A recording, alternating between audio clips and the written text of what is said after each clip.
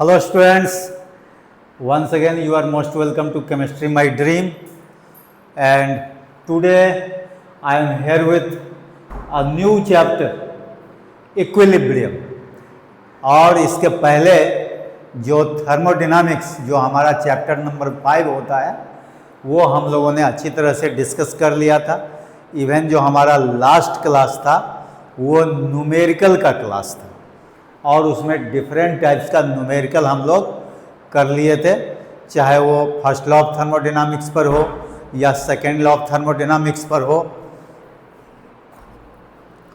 ठीक है, वो हम लोगों ने काम कर लिया था। इसके बाद जो है ये जो न्यू चैप्टर है इक्विलिब्रियम, ये उतना ही इम्पॉर्टेंट है फिजिकल के लिए, क्योंकि इसमें ये दो पार्ट में है इक्विलिब्रियम। एक इक्विलिब्रियम 1 और इक्विलिब्रियम 2 के हिसाब से कभी कभी जो है चैप्टर का नाम हुआ करता है। तो वो जो है इक्विलिब्रियम 1 जो है वो नॉन आयनिक रिएक्शन के लिए होता है और ख़ास करके जो इक्विलिब्रियम 2 होता है वो आयनिक इक्विलिब्रियम के लिए होता है। ठीक है, लेकिन ये सब करने से पहले जो आज का हमारा टॉपिक है वो जरा देख लीजिए, reversible irreversible reactions, physical and chemical equilibrium, then characteristics of equilibrium. सबसे पहले जो ये टर्म इक्विलिब्रियम है, ये इक्विलिब्रियम टर्म आपका ऐसे सुना हुआ टर्म है जो फिजिक्स में आपने बैलेंस फोर्स के बारे में जब आप पढ़े होंगे तो वहाँ पर इक्विलिब्रियम पोजीशन पढ़े होंगे, ग्रेविटेशन में पढ़े होंगे। लेकिन ये केमिस्ट्री में जो इक्विलिब्रियम की बात होती है, जैसे कोई रिएक्शन है या कोई प्रोसेस है तो उसमें मान लीजिए रिएक्टेंट और प्रोडक्ट के बीच में किस तरह से इक्विलिब्रियम होता है, वो इक्विलिब्रियम सिचुएशन क्या है, उसको हम लोग एक्सपेरिमेंटली भी रीड करेंगे और थियोरेटिकली तो रीड करना ही है। ठीक है, तो सबसे पहले हम लोग आते हैं इक्विलिब्रियम के लिए। देखिए यहाँ पर लिखा हुआ है reversible and irreversible reaction. The reaction which takes place in both the direction.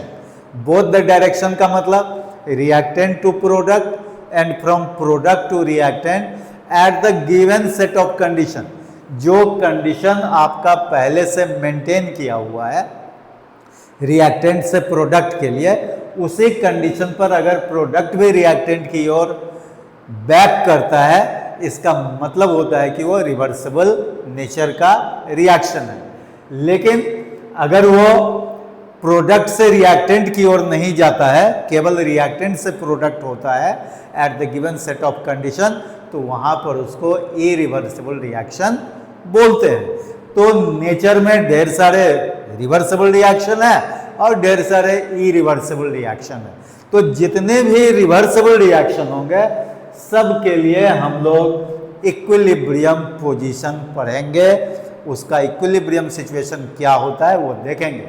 But before that we have to go through some reversible and irreversible reaction. अब जैसे यहाँ देखिए हम लिखते हैं N2 + 3H2, ये देखिए गैसियस फॉर्म में है और यहाँ पर ये बोथ द डायरेक्शन में eight the given set of conditions जो है ये रिएक्शन होता है।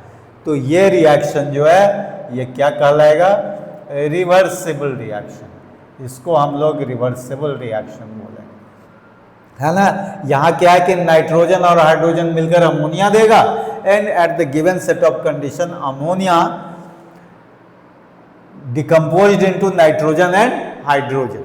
ठीक है, तो ये हुआ। इसके बाद ऐसे ऐसे कई जो है रिवर्सिबल रिएक्शन होते हैं। जैसे मान लीजिए आपको हमने दिया है H2 + I2, ये भी अगर मान लीजिए गैसियस फेज में हो, लीजिए इसको गैसियस फेज में दे दीजिए, यहाँ भी गैसियस फेज में था तो ये बन जाएगा 2HI, ये भी गैस होगा, ये भी गैस होगा। देखिए अमोनिया भी गैसियस स्टेज में है, तो ये भी क्या कहलाता है, रिवर्सिबल रिएक्शन कहलाता है। तो ऐसे ऐसे ढेर सारे रिवर्सिबल रिएक्शन आपको देखने को मिलेंगे। और जब हम लोग और भी देखिए, है ना, ये इरिवर्सिबल रिएक्शन की जब बात होगी तो आप ये भी देख सकते हैं। देखिए इस रिएक्शन को आप बहुत बार लिखे होंगे, पहले से लिखते आ रहे होंगे 9-10 से, और ये डिस्प्लेसमेंट रिएक्शन के नाम से जाना जाता है, जहाँ पर जिंक जो होता है वो मोर रिएक्टिव देन कॉपर होता है। अब देखिए ये यूनि डायरेक्शनल होता है, यहाँ केवल क्या होता है, रिएक्टेंट से प्रोडक्ट बनता है, लेकिन प्रोडक्ट से रिएक्टेंट नहीं बनता है, क्योंकि यहाँ पर zinc is more reactive than copper. ये कॉपर को उसके सॉल्ट सॉल्यूशन से डिस्प्लेस कर देता है, तो ये जिंक सल्फेट बन जाता है, ये कॉपर बन जाता है। तो इसको हम लोग इरिवर्सिबल रिएक्शन बोलते हैं। ठीक है, उतना ही नहीं, जैसे मान लीजिए आपका सोडियम है, ऑक्सीजन है ना, और इसको अगर आप मान लीजिए कि लिख देते हैं Na2O और इसको बैलेंस कर दीजिए, तो देखिए इस तरह से ये बैलेंस केमिकल इक्वेशन है, ये भी आपका इरिवर्सिबल नेचर का होगा।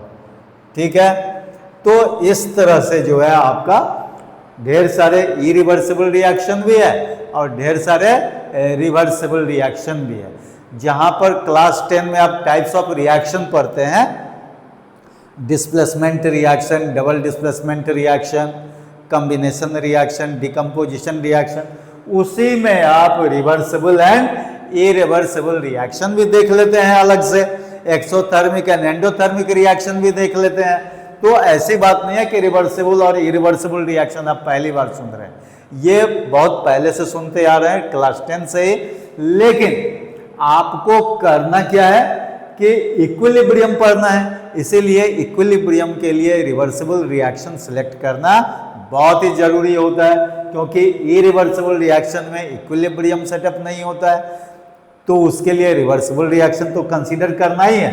तो ये सब सारे होगा रिवर्सिबल एंड इरिवर्सिबल रिएक्शन होगा। ठीक है, अब जो है हमारे पास में देखिए यहाँ क्या लिखा हुआ है, फिजिकल एंड केमिकल इक्विलिब्रियम। लेकिन सबसे पहले तो हम लोग इक्विलिब्रियम जान लें, तब तो फिर बोलेंगे कि ये फिजिकल इक्विलिब्रियम क्या है और केमिकल इक्विलिब्रियम क्या है। तो सबसे बड़ा टर्म जो इसमें है, ये देखिए मैं यहाँ लिख ले रहा हूँ, ये है इक्विलिब्रियम। अब इक्विलिब्रियम का एक शॉर्ट डेफिनेशन होना जरूरी है। कहता है this is the state at which all observable properties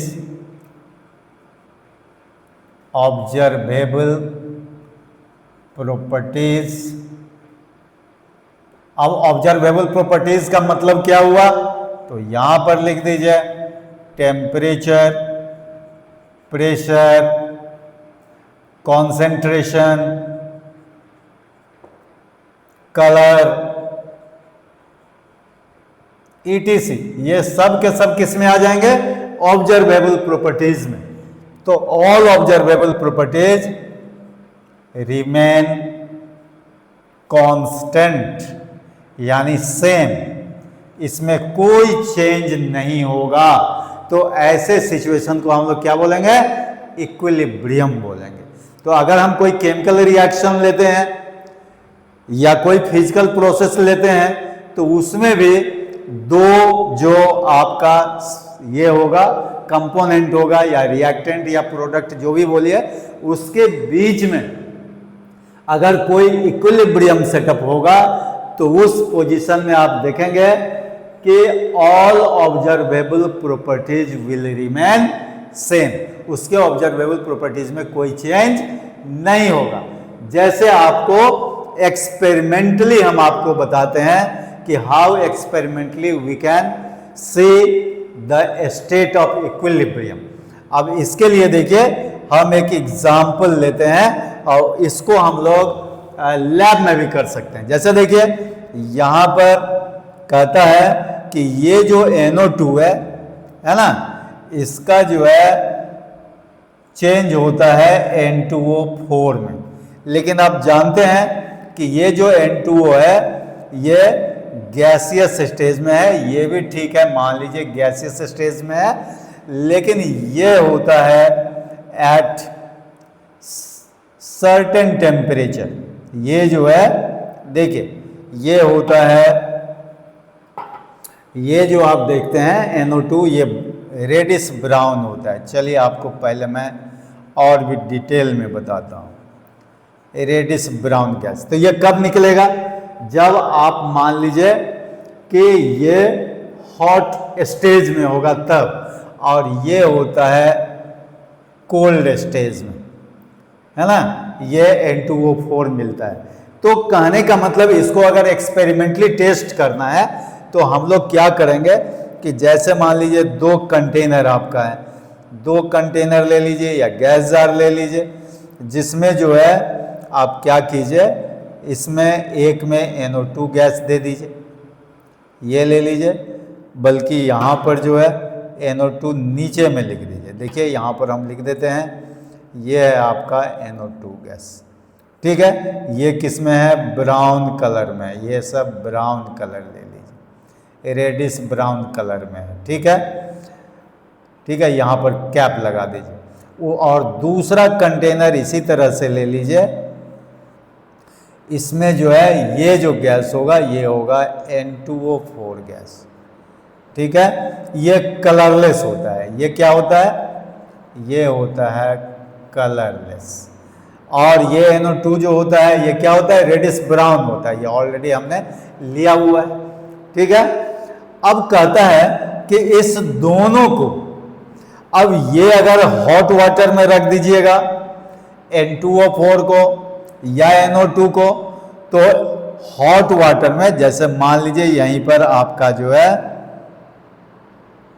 ये ले लीजिए, हॉट वाटर ले लीजिए, हॉट वाटर, ठीक है, और यहां इसमें हम लोग ले लेते हैं कोल्ड वाटर, है ना, ये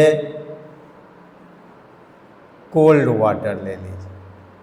तो देखिए हॉट वाटर में ये NO2 जो है आप ले लीजिएगा तो ये ब्राउन कलर का ही होगा, इसमें ये क्या हो जाएगा, NO2 ब्राउन हो जाएगा, ठीक है, जो ब्राउन कलर है ये रहेगा।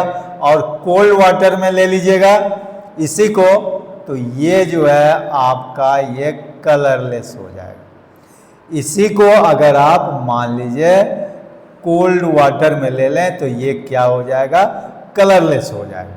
तो कलरलेस हो जाएगा इसका मतलब क्या हुआ कि हॉट वाटर में ये NO2 गैस के फॉर्म में रहेगा और कोल्ड वाटर के फॉर्म में ये N2O4 के फॉर्म में रहेगा, ठीक है। तो देखिए, तो ये तो चेंज हुआ, लेकिन अगर इक्विलिब्रियम पोजीशन में आपको लाना है तो एक कंटेनर में आप मॉडरेट वाटर ले लीजिए। क्या ले लें, यहाँ हम लोग ये तो हॉट वाटर ले लिए थे और ये कोल्ड वाटर था, और इसमें ले लीजिए मॉडरेट वाटर। अब मॉडरेट वाटर का मतलब क्या हुआ कि neither too hot nor too cold. अब इसमें अगर हम लोग इस दोनों को रख देंगे तो देखिए दोनों का कलर जो है सेम हो जाएगा। इस दोनों का जो दोनों गैस का कलर क्या हो जाएगा, सेम हो जाएगा, है ना, सेम कलर। यहाँ पर हम लिख देते हैं, देखिए ये जो होगा और ये जो होगा सेम फेडेड कलर होगा। क्या होगा, फेडेड कलर। दोनों का कलर सेम हो जाएगा।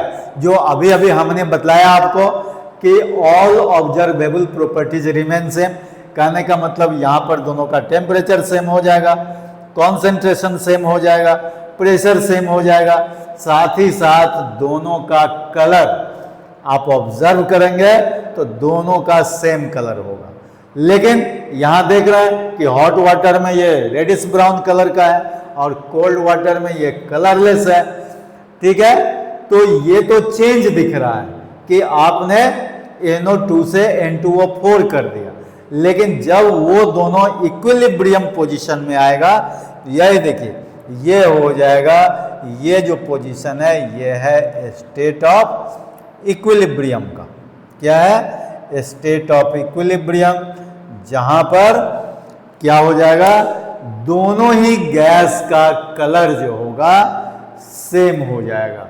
कहने का मतलब फेडेड कलर में होगा, न ही ज्यादा ब्राउन होगा और न ही वो कलरलेस रहेगा। ठीक है, तो this is the state of equilibrium that we learn from the experiment.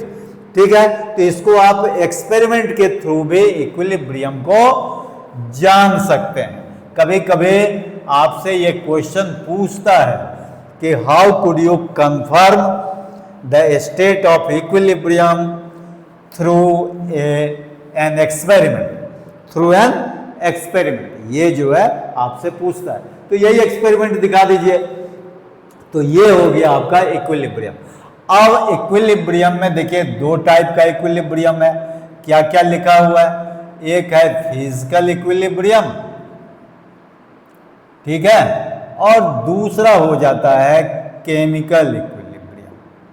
अब फिजिकल इक्विलिब्रियम और केमिकल इक्विलिब्रियम क्या होता है? कहता है कि equilibrium setup in a physical process, that is physical equilibrium, and equilibrium setup in a chemical process, that is called chemical equilibrium. तो physical process में देखिए किस तरह का फिजिकल चेंज हम लोग लेते हैं। जैसे मान लीजिए H2O लिक्विड है, इससे आप वेपर बना लीजिए, है ना। H2O वेपर के फॉर्म में ले लीजिए या गैसियस फॉर्म में लीजिएगा तो वही वेपर हो गया। तो इसको हम लोग क्या बोलते हैं? Physical equilibrium. फिजिकल इक्विलिब्रियम का ढेर सारा जो है एग्जाम्पल हो सकता है। जितने भी आप लिक्विड सॉल्यूशंस बनाते हैं, ऑल लिक्विड सॉल्यूशंस, है ना, are example of physical equilibrium. अब जैसे देख लीजिए, जैसे मान लीजिए कोई भी सॉलिड ले लीजिए, वाटर सॉल्युबल सॉलिड, और इसका आप सॉल्यूशन बना लीजिए। ठीक है, तो ये सॉलिड और ये सॉल्यूशन जो है ना, in the presence of suitable solvent यहां कर दीजिए। ये जो है इक्विलिब्रियम में रहेगा और ये क्या है?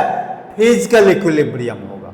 ठीक है, उसी तरह से कोई अगर मान लीजिए लिक्विड है, तो लिक्विड का भी, लिक्विड में अगर आप डिसॉल्व कर देते हैं, इसके लिए भी सुटेबल सॉल्वेंट ले लीजिए, ये सॉल्यूशन हो जाएगा। कोई गैसियस कंपोनेंट अगर आप लेते हैं तो इसमें भी जो है सॉल्यूशन आपका लिक्विड सॉल्यूशन मिलेगा जब इसमें हम सुटेबल सॉल्वेंट दे दें। ठीक है, तो ये सब तो सॉल्यूशन जब हमने डिस्कस किया था चैप्टर 1 में, वहाँ भी हमने थोड़ा बहुत जो है ये सब बताया था आपको। ठीक है, तो ये सब के सब जो है फिजिकल इक्विलिब्रियम में आते हैं। अब इसमें कोई भी एग्जाम्पल ले लीजिए। सॉलिड के लिए आप मान लीजिए NaCl ही ले लिए, वो हो जाएगा। लिक्विड के लिए अल्कोहल ले लीजिए, और भी वाटर सॉल्युबल लिक्विड होगा वो ले लीजिए। गैसियस के लिए CO2 इन वाटर ले लीजिए। ढेर सारे एग्जाम्पल आपको मिलेंगे, लेकिन याद रखिएगा सॉल्यूशन वही होगा जिसमें सॉल्यूट और सॉल्वेंट एक दूसरे से केमिकली रिएक्ट नहीं करेगा, क्योंकि अगर रिएक्ट करके कोई कंपाउंड बना दिया तो that is not the identity of solution. ठीक है, तो इसीलिए सॉल्यूशन का एक बेसिक प्रॉपर्टी जो है वो मेंटेन होना चाहिए कि solute should not be reacted with solvent. ठीक है, तो ये सब के सब फिजिकल इक्विलिब्रियम में है। केमिकल इक्विलिब्रियम में ढेर सारे एग्जाम्पल आपका होंगे। जैसे देख लीजिए, आपको मैं फिर से बहुत एग्जाम्पल दूंगा। जैसे ये देखिए PCl5 जो है ये PCl3 और Cl2 बनाता है। ये देखिए ये आपका केमिकल इक्विलिब्रियम हो जाएगा, क्योंकि केमिकल चेंज होता है। PCl5 से PCl3 और Cl2 अदर कंपोनेंट्स बनता है, तो इसीलिए ये केमिकल इक्विलिब्रियम है। जैसे अभी अभी हम लोगों ने एक एग्जाम्पल लिया था, N2 वाला केस लिए थे, जो अमोनिया बनाता है N2+3H2 2NH3, है ना। तो ये भी आपका क्या है, केमिकल इक्विलिब्रियम है। तो इसमें जो इक्विलिब्रियम सेटअप होगा वो केमिकल इक्विलिब्रियम कहलाएगा।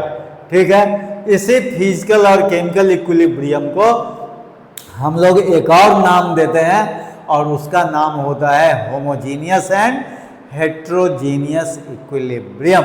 तो होमोजीनियस इक्विलिब्रियम क्या होता है, जहां पर आप देख रहे हैं कि सेम फेज ऑफ क्या होता है, रिएक्टेंट एंड प्रोडक्ट। जब रिएक्टेंट और प्रोडक्ट का फेज सेम हो, स्टेट सेम हो, तो उसको हम लोग बोलते हैं फिजिकल क्या बोलते हैं, ये होमोजीनियस इक्विलिब्रियम। और दूसरा जो है क्या होता है, हेट्रोजीनियस इक्विलिब्रियम, जहां पर मोर देन वन फेज दिखाई देगा। अब जैसे देखिए ये आपका फिजिकल इक्विलिब्रियम है, लेकिन ये क्या है, हेट्रोजीनियस है। एक लिक्विड है और दूसरा क्या है, गैसियस स्टेज में है, तो ये हेट्रोजीनियस होगा। और केमिकल में भी अगर आप हेट्रोजीनियस इक्विलिब्रियम लेना चाहते हैं तो ये देखिए आपके सामने में हेट्रोजीनियस केमिकल इक्विलिब्रियम का जो है ये एग्जाम्पल आपका हो जाएगा।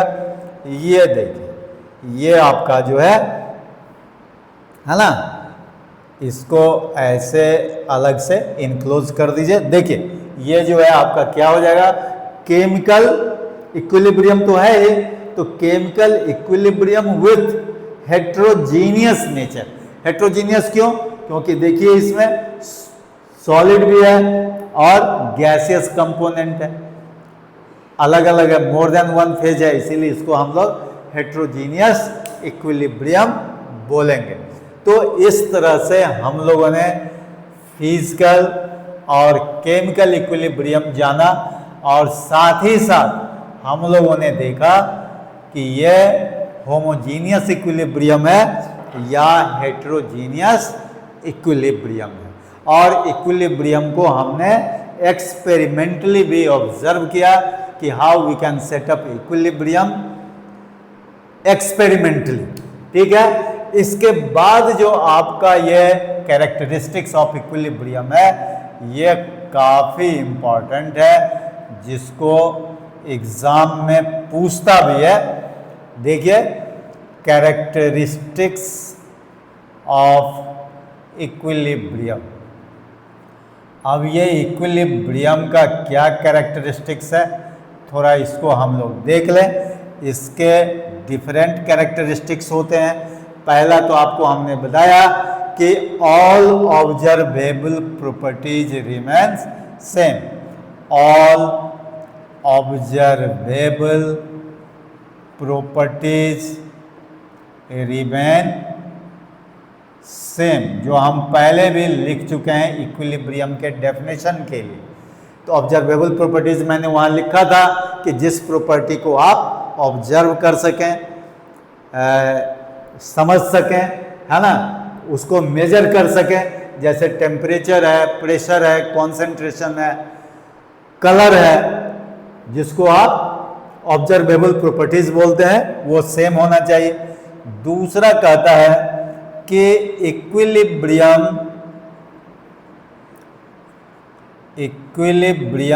Can be set up in a closed container. In a closed container कहने का मतलब अगर कंटेनर आपका ओपन है तो वहां पर इक्विलिब्रियम सेटअप नहीं होगा। सिंपल एग्जांपल ले लीजिए, जैसे मान लीजिए कि यही आप कोई सॉल्यूशन बनाते हैं, या सपोज कीजिए वाटर लेते हैं और यही वाटर जो है लिक्विड के फॉर्म में है और इसको आप हीट करके या चाहे इवेपोरेशन के जरिए ये जो मान लीजिए ये क्या करता है, ये वेपर फेज में जाता है। तो बताइए ये वेपर फेज अगर ओपन कंटेनर रहेगा तो क्या हो जाएगा, ये तो एटमॉस्फेयर में चला जाएगा और इन्वायरमेंट में चला जाएगा, तो फिर से कैसे वो लिक्विड में बैक होगा। इसीलिए इसको हम लोग क्या करेंगे, यहाँ से इस चैम्बर को क्लोज कर देंगे। ठीक है, और जैसे ही क्लोज कर देंगे तो ये जो देखिए जिस रेट ऑफ फॉर्मेशन है ना ऑफ वेपर फ्रॉम लिक्विड होगा, वही हो जाएगा that is equal to rate of formation of liquid from vapour. तो यहां पर वेपर से देखिए लिक्विड बन रहा है और लिक्विड से वेपर बन रहा है, तो दोनों के बीच में क्या हो रहा है, इक्विलिब्रियम सेटअप हो रहा है। तो यहां लिखा हुआ है equilibrium can be set up in a closed container, इसको अच्छी तरह से जान लेना है। तीसरा कहता है कि यह देखिए a catalyst can not change the state of equilibrium, the state of equilibrium. कहने का मतलब है कि अगर कोई कैटलिस्ट है मान लीजिए, तो जितने ही फास्ट से या जितने ही तेजी से जो रिएक्शन होगा, है ना, प्रोडक्ट का फॉर्मेशन होगा, उतनी ही तेजी से उसी कंडीशन में प्रोडक्ट जो है रिएक्टेंट के फॉर्म में बैक हो जाएगा। कहने का मतलब जो है वो वहां पर स्टेट ऑफ इक्विलिब्रियम में कोई चेंज नहीं कर पाएगा। ठीक है, तो आप लिखते हैं कि a catalyst can not change the state of equilibrium. तो ये भी इक्विलिब्रियम का कैरेक्टरिस्टिक्स है। उसी तरह से आपको जो है इक्विलिब्रियम का रेट ऑफ रिएक्शन के हिसाब से देख लीजिए, तो कहता है कि at equilibrium rate of forward reaction